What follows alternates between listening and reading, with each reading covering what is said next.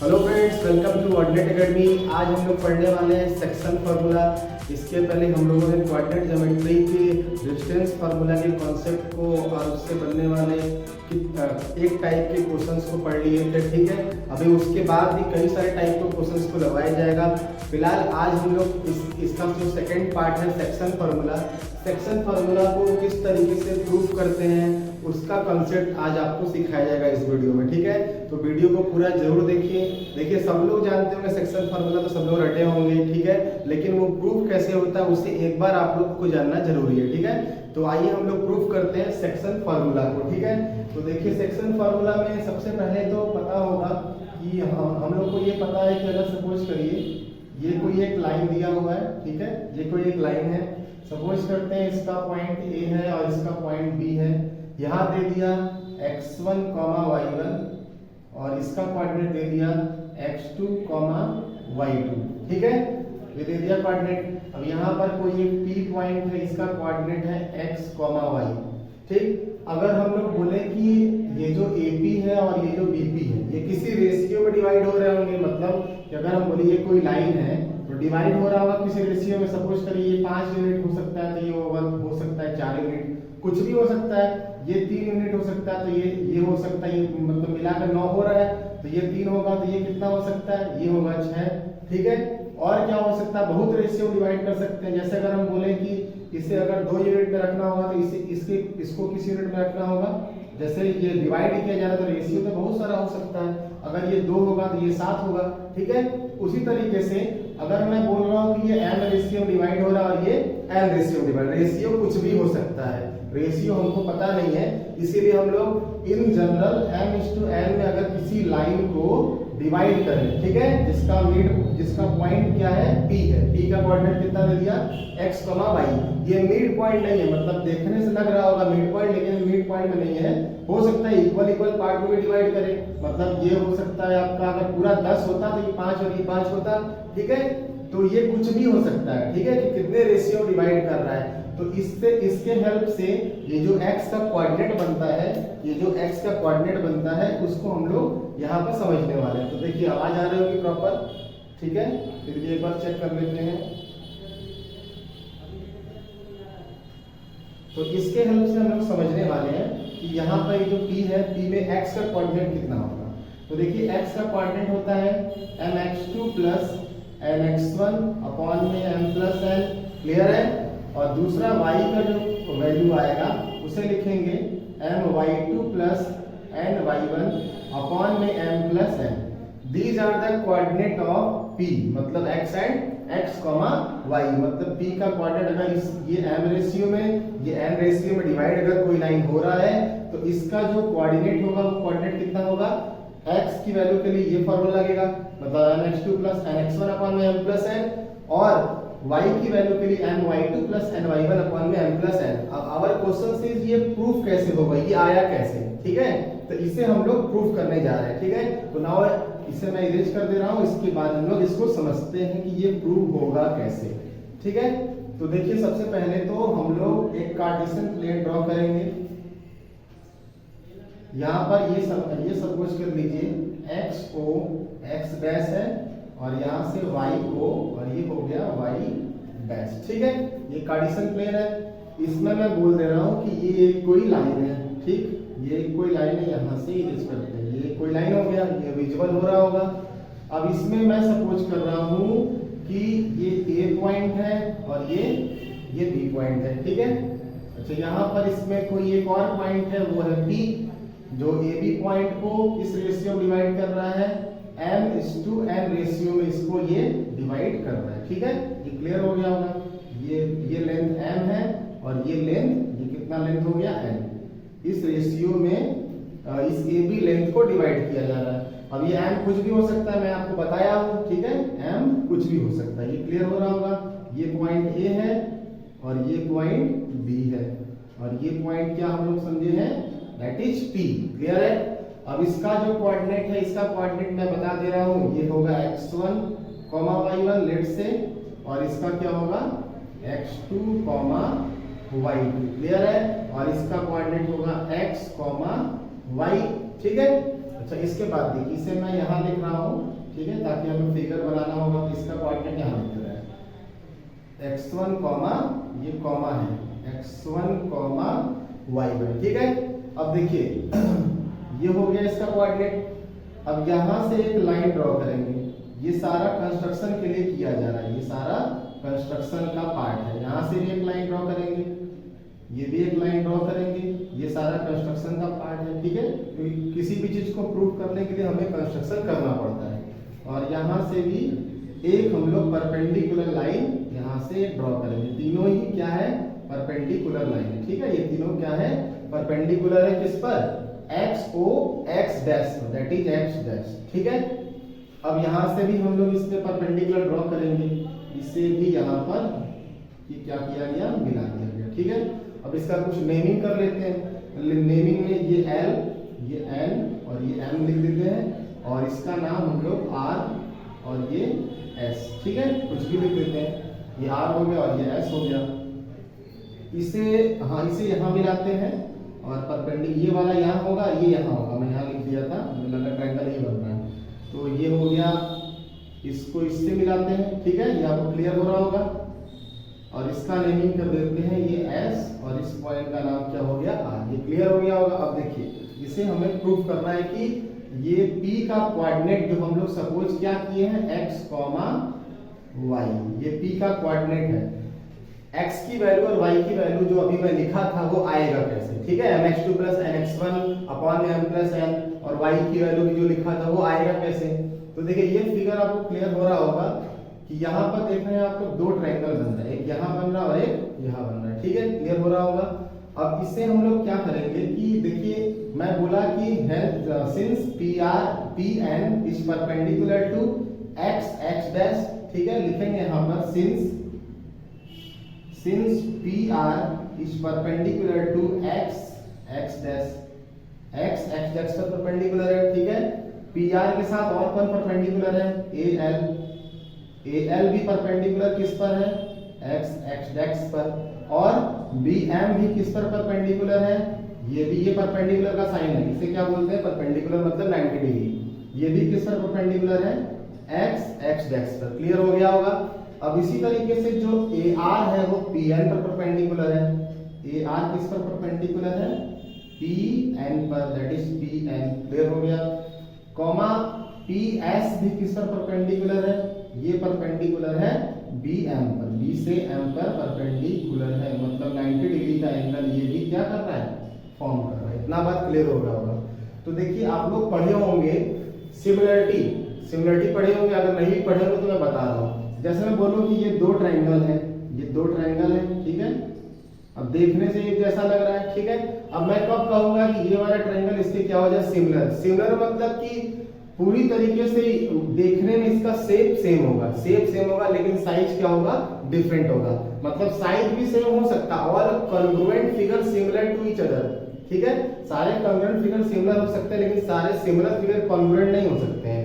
जैसे हम इसे थोड़ा और बड़ा बनाते हैं, अगर मैं इस तरीके से इस फिगर को बना दूं तो भी ये इसके सिमिलर होगा, है ना, भले ही साइड कुछ और हो, ठीक, सिमिलर है। सिमिलर का मतलब शेप और साइज, शेप में क्या हो, इक्वल हो, शेप में इक्वल हो, साइज में इक्वल हो या ना हो, तो ये दोनों फिगर सिमिलर है। अभी कहने से सिमिलर तो होगा नहीं, इसे प्रूफ करते हैं। पढ़े होंगे तो आप लोग जानते होंगे इसका कई सारा क्राइटेरिया होता है। इसमें एक क्राइटेरिया लगा रहे हैं कि अगर दो ट्रायंगल को आपको सिमिलर प्रूफ करना है तो इन दोनों ट्रायंगल कोई भी दो एंगल अगर इक्वल दिखा दिए, कोई भी दो एंगल अगर दोनों में कॉमन हो गया तो ये क्या हो जाएगा, सिमिलर हो जाएगा। जैसे सपोज करिए ये 30 है और ये भी 30 है, ये 60 है और ये भी 60 है, तो ये दोनों ट्रायंगल क्या होगा, सिमिलर होगा। बाई कौन सी प्रॉपर्टी से, बाई एंगल सिमिलरिटी से ये दोनों ट्रायंगल क्या होगा, सिमिलर होगा। तो सेम थिंग अगर यहाँ पर यही सारा टर्म, सिमिलर का मतलब समझ गए कि सिमिलर प्रूफ करेंगे। अच्छा, सिमिलर जब प्रूव हो जाएगा तब हम लोग लिख सकते हैं दो ट्रायंगल को। जैसे ये दोनों ट्रायंगल सिमिलर प्रूव हो गया था एंगल से, ठीक है, इसका नाम सपोज कर लिए ABC और ये था PQR, ठीक। अगर ये दोनों एंगल से सिमिलर प्रूव हो गया है एंगल से, तो इनके करस्पॉन्डिंग साइड का जो रेशियो होगा, करस्पॉन्डिंग साइड का मतलब अगर मैं ये ट्रायंगल ABC है और ये ट्रायंगल पी क्यू आर है। तो अगर ये एंगल से सिमिलर प्रूव हो गया तो इनके करस्पॉन्डिंग साइड का रेशियो भी इक्वल होगा। मतलब करस्पॉन्डिंग साइड में यहाँ से ए बी लिखेंगे, ए बी अपॉन में पी क्यू किसके बराबर होगा, इधर वाला बी सी लिखेंगे, बी सी अपॉन में किसके बराबर होगा, क्यू आर के। अब एक और बचा ये वाला ए सी अपॉन में इसका क्या होगा, पी आर। ठीक है, इसे बोला गया करस्पॉन्डिंग साइड का रेशियो भी क्या होगा, इक्वल होगा। बस कंडीशन ये है ये दोनों क्या हो जाए, एंगल सिमिलरिटी से सिमिलर हो गया है। ठीक है, तो ए बी अपॉन में पी क्यू, जैसे ये देखिए पी क्यू है, P Q and B C upon में Q R, A C upon में पी आर। ये कब लिखेंगे ये रिलेशन, जब हम लोग प्रूफ कर देंगे एंगल से ये दोनों फिगर क्या सिमिलर। तो इसी तरीके से यहाँ पर जो मैं फिगर बनाया हूँ इसे एक बार समझ लीजिए, प्रूफ करने को नहीं आएगा लेकिन एक बार आपको जानना जरूरी है। तो यहाँ देखिए दो ट्रायंगल आपको दिख रहा होगा, तो यहाँ पर विजिबल हो रहा होगा तो ठीक है, नहीं तो मैं ऊपर लिखूंगा, लिख देते एक बार। In triangle A P R या A R P and triangle P S B, ठीक है। अच्छा, अब इन दोनों को अगर हमें सिमिलर प्रूफ करना है तो दो एंगल कम से कम इक्वल होना चाहिए। तो देखिए आपको पता है कि मैं बोला हूं कि ये 90 डिग्री बनेगा क्योंकि पी एन क्या था, परपेंडिकुलर है ना, तो 90 डिग्री यहाँ बनाना और ए आर भी 90 डिग्री बाई कंस्ट्रक्शन है, ये 90 डिग्री ये भी बना रहा है और 90 डिग्री यहाँ भी फॉर्म हो रहा है। मतलब कि दोनों ट्रायंगल में दोनों जगह पर 90 बन गया, एक एंगल मिल गया। अब एक या और एंगल मिल गया तो सिमिलर प्रूफ हो जाएगा। तो आपको पता होगा कि अगर ये कोई एक लाइन है, ठीक है, और यहाँ से ये एक पैरेलल लाइन है और ये एक पैरेलल लाइन है, ठीक, तो मैं बोलूं कि अगर ये एंगल थीटा होगा तो ये भी एंगल क्या होगा, theta, by corresponding angle property आपको पता होगा। अगर ये ट्रांसवर्सल है, ये एल और ये एम दोनों अगर पैरेलल है, एम पैरेलल टू एम, तो थीटा और थीटा, ये थीटा 1 किसके बराबर होगा, थीटा 2 के, बाई करस्पॉन्डिंग एंगल। कौन सी प्रॉपर्टी, बाई करस्पॉन्डिंग एंगल के प्रॉपर्टी से, ठीक है। सेम प्रॉपर्टी, यही वाला प्रॉपर्टी हम लोग यहाँ लगाएंगे। एक तो 90 मिल गया आपको। अब देखिए ए बी एक लाइन था जिसमें ए आर किसके पैरेलल है, पी एस के। तो अगर मैं बोलूं कि ये वाला एंगल अगर थीटा 1 है और ये वाला एंगल अगर थीटा 2 है, ठीक है, तो थीटा 1 क्या थीटा 2 के बराबर होगा, अब बोलेंगे होगा सर, क्योंकि बाई करस्पॉन्डिंग एंगल से। यहाँ लिखेंगे हम लोग, इसके बाद ये दिख नहीं रहा होगा, हम लोग यहाँ लिखते हैं, ठीक है, ये क्लियर है। तो सिंस एंगल आर, पहले ऐसे ये लिख दिया गया, since angle R is equal to angle S that is 90 degree and angle theta 1 is equal to angle theta 2 that is equal to, ये दोनों इक्वल होंगे कौन सी प्रॉपर्टी से, तो यहाँ प्रॉपर्टी लिख देंगे बाई कॉरस्पॉन्डिंग, यहाँ लिखते हैं corresponding, by corresponding angle property से, ठीक है। ये बात क्लियर हो गया, ठीक है, प्रॉपर्टी से क्लियर हो गया, बाई करस्पॉन्डिंग एंगल प्रॉपर्टीज। इसके बाद दो एंगल इक्वल हो गया, ठीक है, तो हम लोग कह सकते हैं ये दोनों ट्रायंगल क्या होगा, ये सिमिलर होगा। लिख देंगे therefore triangle A R P is similar to triangle P S B. ये क्लियर हो गया बाई कौन सी प्रॉपर्टी से, बाई एंगल क्राइटेरिया या सिमिलरिटी, बाई एंगल सिमिलैरिटी से ये दोनों ट्रायंगल क्या हो गया, ये दोनों ट्रायंगल सिमिलर प्रूव हो गया, ठीक है। अब सिमिलर प्रूव हो गया तो मैं अभी आपको बताया हूं, क्या बताया हूं कि करस्पॉन्डिंग साइड का रेशियो इक्वल होगा, ठीक है। अब यहाँ के बाद से हम लोग यहाँ पर करेंगे, यहाँ पे स्पेस है नहीं। अब देखिए, तो यहाँ पर मैं बोला कि दोनों ट्रायंगल क्या प्रूव हो गया, सिमिलर प्रूव हो गया, इनके करस्पॉन्डिंग साइड का रेशियो। इससे पहले ये भी समझ लीजिए, देखिए ये वाला जो कोऑर्डिनेट है, मतलब यहाँ से यहाँ तक का जो डिस्टेंस है वो कितना है, x1, ठीक है, और A से लेकर L का डिस्टेंस कितना है, ये डिस्टेंस है y1, क्लियर है। उसके बाद देखिए O से N का डिस्टेंस, यहाँ पर पहला पॉइंट क्या है, x, तो ये वाली डिस्टेंस कितनी हो गई, ये वाली डिस्टेंस हो गई x, क्लियर हो गया होगा, ठीक है। इसे हम लोग थोड़ा ऊपर लिख देते हैं, यहाँ आपको दिखेगा नहीं, इसे लिखते हैं ऊपर। ये वाला डिस्टेंस तो x1 हो गया, ठीक, और O से N का डिस्टेंस, ये वाला डिस्टेंस x हो गया, क्लियर है। और O से M का डिस्टेंस, O से M पहला पॉइंट क्या है, x2, ठीक है। तो O से M का distance that is x2। Clear हो गया होगा ये डिस्टेंस। सिमिलरली यहाँ भी लिखते हैं A से L का डिस्टेंस ये कितना है, ये डिस्टेंस है y1। क्लियर है। अब P से N का डिस्टेंस कितना है y, दैट इज P यहाँ से, ठीक है, ये है y। क्लियर हो रहा होगा, ठीक है। ये y डिस्टेंस हो गया दैट इज P। और B से M का डिस्टेंस यहाँ से देखिए B आ रहा है, B यहाँ है, ठीक है।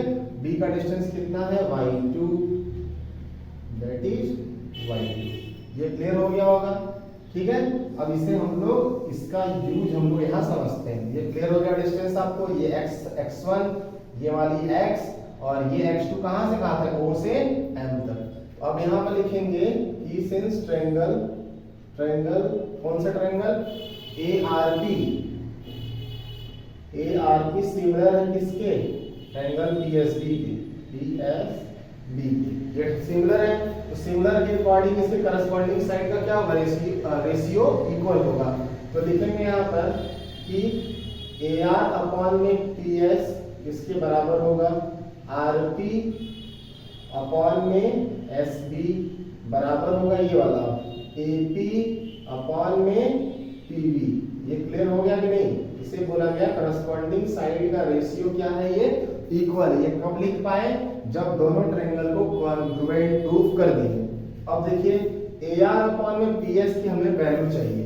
तो यहां से देखिए AR दिख रहा होगा, AR का लेंथ कैसे मिलेगा। अगर हम बोले AR का लेंथ ON में से OL माइनस कर दे तो ON का लेंथ कितना x में से x1 माइनस कर दें तो इसे लिखेंगे क्या, x माइनस x1। अब हमें क्या चाहिए, PS आपको दिख रहा होगा PS। तो वेयर इज PS चाहिए। तो PS मतलब कि यहां से यहां तक का लेंथ कितना है, यहां से यहां तक का लेंथ x2 है। तो x2 में से ये वाला लेंथ x, ये x है ना, x2 माइनस x1, इसे क्या लिखेंगे, x2 माइनस x1। क्लियर हो गया होगा। ये पूरा लेंथ क्या, यहां तक, यहां से यहां तक का लेंथ है x2 और ये वाला लेंथ कितना है x। तो x2 माइनस x हो गया। सिमिलरली RP चाहिए, ठीक है। तो RP आपको दिख रहा होगा दैट इज RP का लेंथ चाहिए। तो P से N तक का लेंथ कितना है y दिख रहा होगा। y में से Rn को हमको माइनस करना है। तो Rn का लेंथ देखिए यहाँ पर दिख रहा है y1, तो y माइनस y1, यहाँ लिखेंगे y माइनस y1। अब SB चाहिए, SB बोले तो SB, तो B से M तक का लेंथ y2, यही वाला लेंथ होगा y2। और ये वाला लेंथ अगर माइनस कर दें, कौन सा लेंथ, SM का लेंथ, तो SM जो होगा वही PN होगा। तो PN का लेंथ अगर y है तो इसको क्या लिखेंगे, y2 माइनस y। तो यहाँ क्या लिखेंगे, y2 माइनस y बराबर में AP का लेंथ चाहिए। AP तो M माने थे और PB N माने थे, तो इसे क्या लिखेंगे, M/N। क्लियर हो गया। ये डायरेक्ट मैं लिख सकता था, लेकिन आपको समझाने के लिए इतना सारा कुछ करना पड़ा, ठीक है। अब यहाँ पर इसको थोड़ा सिंप्लीफाई कर देंगे, तो इसे हम इरेज करते हैं, इसके बाद यहाँ पर करते हैं। ये क्लियर हो रहा होगा आपको, ठीक है। अब देखिए यहाँ पर मतलब इस पार्ट को हम लोग तीनों एक दूसरे के इक्वल है। तो एक बार लेंगे क्या, सिंस M/N एक बार ले लेंगे हम लोग y माइनस y1 अपॉन में y2 माइनस y के बराबर करेंगे। और दूसरी बार एक बार ये लेंगे तो इसको सॉल्व कर ही देते हैं, m का इससे मल्टीप्लाई करेंगे, m y2 माइनस y बराबर में n y माइनस y1, अंदर मल्टीप्लाई करेंगे तो m y2 माइनस my बराबर में n y माइनस में n y1। तो यहाँ से हम लोग क्या करेंगे, करने वाले हैं y को एक साथ ले आएंगे, y1 को एक साथ, ठीक है।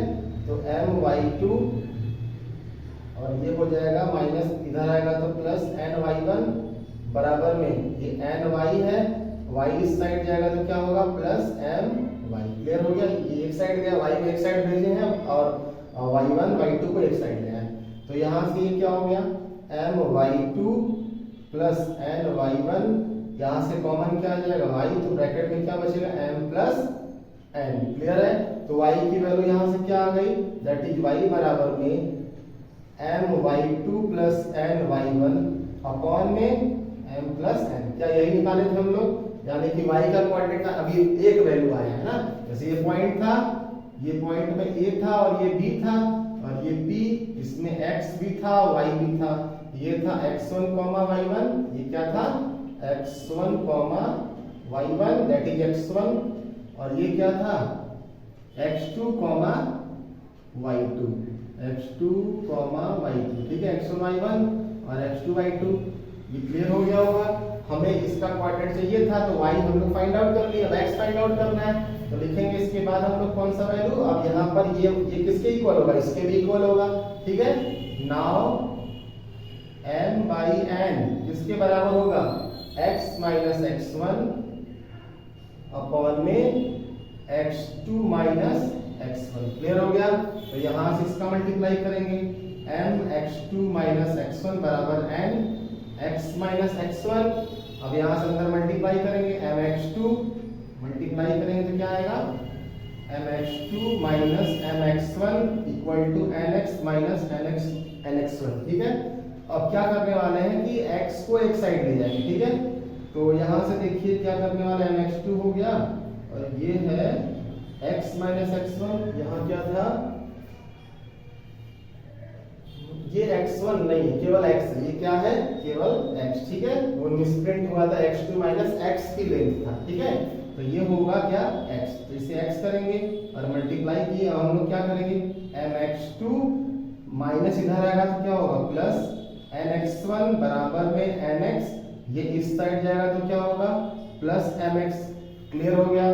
तो यहाँ से लिखेंगे क्या, mx2 plus nx2 equal to में x कॉमन, ब्रैकेट में क्या आएगा m प्लस n। क्लियर है। तो यहाँ से x की वैल्यू क्या आ जाएगी, mx2 प्लस nx1, सही लिखे थे, ठीक ठीक ठीक, ये तो आया था इस साइड, हाँ ये देखो x1 ही है ना, ये साइड आएगा तो x1 ही होगा, x2 लिख दिया, x1 mx2 plus nx1 upon में m प्लस n। क्लियर हो गया होगा। तो यहाँ से ये y का वैल्यू आया और ये x का, तो हेंस लास्ट में क्या लिख देंगे, hence the point of, hence the point या coordinate, hence the coordinate of p का कोऑर्डिनेट क्या आया, पहला आया क्या mx2, m coordinate of p लिख करके लिखेंगे x, y और mx2 प्लस ये लिख करके लिखेंगे mx2 प्लस nx1 अपॉन में m प्लस n, ये कोऑर्डिनेट आ गया।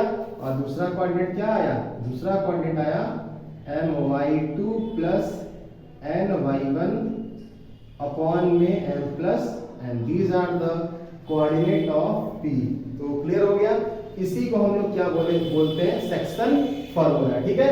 तो कुल मिलाकर के आपको बस यही बताना था कि ये आया कैसे, ठीक है। ये जो कोऑर्डिनेट है mx2 plus nx1 my2 plus ny1 upon में m प्लस, ये बना कैसे, तो एक बार आपको जानना जरूरी था, इसलिए ये वीडियो को बनाना मेरा मोटिव था, ठीक है। तो आई होप समझ में आया होगा सेक्शन फॉर्मूला क्या होता है। कोई एक लाइन है, दो पॉइंट है, अगर ये m:n के रेशियो में डिवाइड हो रहा है तो x का कोऑर्डिनेट क्या होगा, यहाँ पर एक बार हम और लिख दे रहे हैं ब्रैकेट में, ठीक है।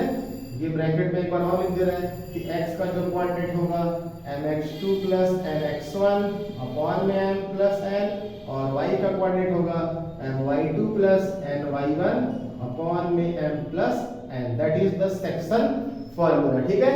तो इसका कोऑर्डिनेट पता करने के लिए मतलब इस वैल्यू से, इस फॉर्मूले से हम लोग x और y के कोऑर्डिनेट को फाइंड आउट कर सकते हैं, ठीक है, अगर आपके पास m और n गिवन हो।